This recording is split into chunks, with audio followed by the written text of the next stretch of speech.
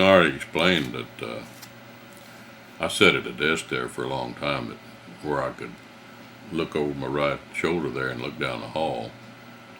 And there was a source of interest, people we had working there. We had one lawyer that was a senior lawyer, and the guy was just discussing, and I cannot remember his name, doggone it.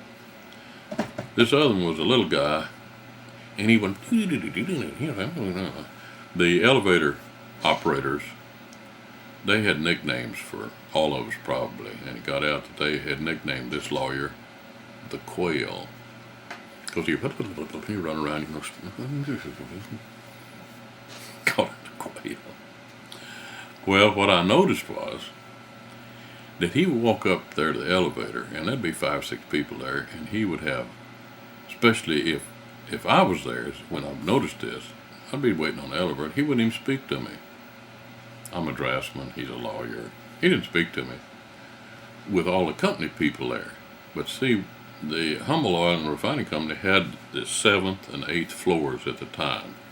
We later expanded to the 6th floor, but this was when we were 7th and 8th floor, and we didn't have all of the 8th floor. Well, I had noticed that this lawyer, the Quail, he'd be waiting there, standing next to me, and would never ever have a word to say. Didn't say hello, goodbye, how you feeling, nothing like that. He knew who I was. He wouldn't speak to me until the elevator door opened.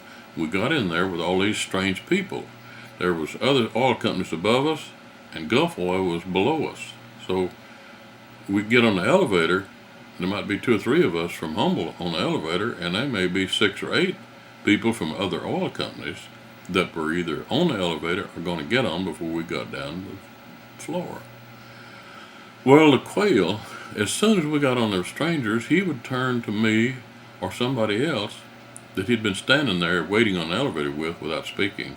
He'd turn and start talking about some multi-million-dollar deal he was working on for the company. Oh, he had everybody's attention. He was trying to get so-and-so to sign. If I can get old Wagner on this deal, well, the company's going to make plenty,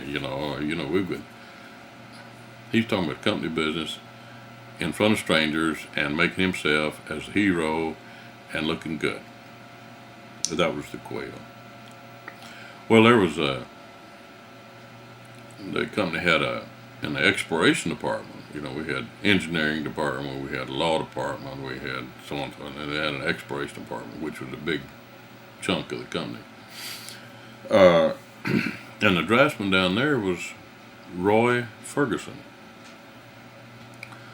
Roy was, he was a character in himself, a nice guy, widower with a couple of boys to raise. And Roy and I used to kid around a lot. And one day we're standing there. I said, Roy, you know what?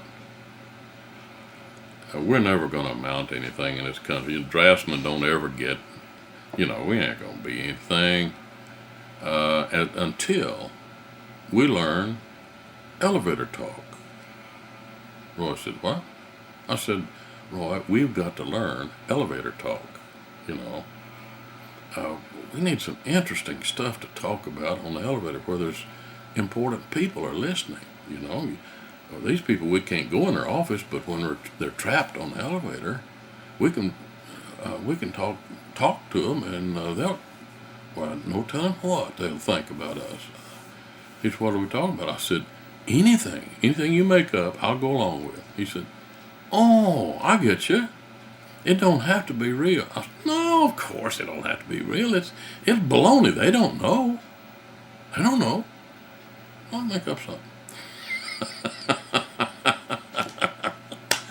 Oh boy, did we had some fun with people, I'm telling you. And I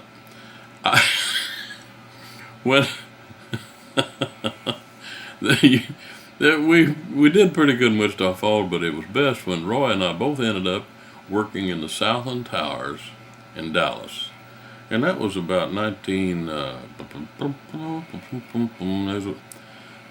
I'd gotten back from the Army, 62. That was before. That was before I went to the Army. Oh, yeah. Anyway, that was in 61. Yep, 61. Anyway. Well, we're on like the 38th floor of the Twin Towers, Southland Towers in Dallas. And it wasn't oil company executives that we were riding the elevator with. It was tourists, all kinds of tourists. And I know we would make up a story. And, get on the elevator. Especially we had lunch up on the observation deck. We had a long ride on that elevator. So I said, Roy said, well, Jim, how was the weekend? I said, oh, man, I am wore out. What happened? I said, I can't find one anywhere. You couldn't? No, he doesn't know what I'm talking about. I don't either yet. Man, I can't. I don't know. I've looked, I've called, I've looked. I'm stumped, Roy. I don't know. Well, now everybody's listening now. What am I looking for? They want to know what I'm looking for too. And we carry this on for Flora, and don't tell them. And sometimes, just as they were getting off, he'd say, well, why is it so hard to find? I said, Roy, 2-hump camels are not easy to find. You can get these 1-humpers all day long, but a 2-humper, just tell me if you know where their one is. Well, that was one of the stories. We had another one. I said, how you doing, Roy? He'd say, boy, Fox, you got a lot of nerve asking me how I'm doing. I don't know where he's going with this, but it don't make any difference because it's already starting to sound good, I said, what's the matter? He said, what's the matter? You call what you pulled on me out there at White Rock Lake Saturday, you call that what's the matter? I said, well, hey, Roy, anybody can, a little mistake. Yeah, mistake? He said, you nearly drowned me. I said, oh, Roy, now don't exaggerate. Well, we got everybody's attention now. What happened to White Rock Lake, That's right there in Dallas, Dallas. Well, why didn't we read this? Might be something in the paper, but, Well, it turned out we were testing a 2-man submarine, and I let the air hose come loose, and Roy was sucking water instead of air.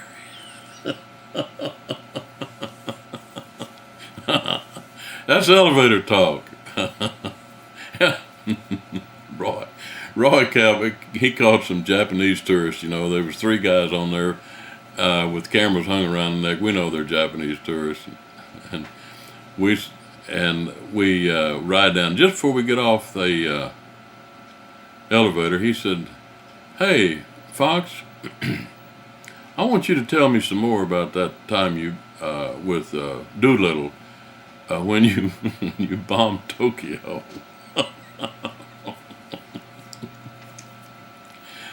But the best one we ever pulled was that the Twin Towers in Southland Center has a unique wind action. It's like a venturi that blows through those 2 towers. They're connected at the top. The towers are connected at the top, and in between was kind of a venturi when the wind blows, and for somehow it would really make a noise blowing up and down those elevator shafts. And you got a building there like 40 or 50 stories high, and that elevator shaft is a long chimney, and the wind blows through there. Well, those cables would rattle and slap aside, And those of us that worked there were accustomed to it, but strangers that came to town to go up in the tallest building in Dallas and look out the observation deck, perchance even have a hamburger, they would kind of look at each other when those elevator cables started slapping aside, and making noise. And I know one day they were doing that, and we had a bunch of Orientals in there that they could speak enough English to say to know what was going on. And I know Roy and I said we began to kind of put our hand up on the wall like this, and that elevator was doing this way. and those cables making a lot of racket, and we gauged it till it was when we started coming. Man, this thing is unstable, isn't it? This not too good. And we were going to get off at the 37th floor, I believe was our floor. And of course we knew from experience how long it took for the door to open and the door to close, and we gauged it so that just as we were going through the door and having enough time to finish the sentence, but not enough time for anybody to come out, Roy said, "Hey, I believe this is the elevator that fell last week." We were out the door, and those Orientals, they were coming for the door with their hands out like this, but they didn't make it. And we heard them go, "Ah," as the elevator started down.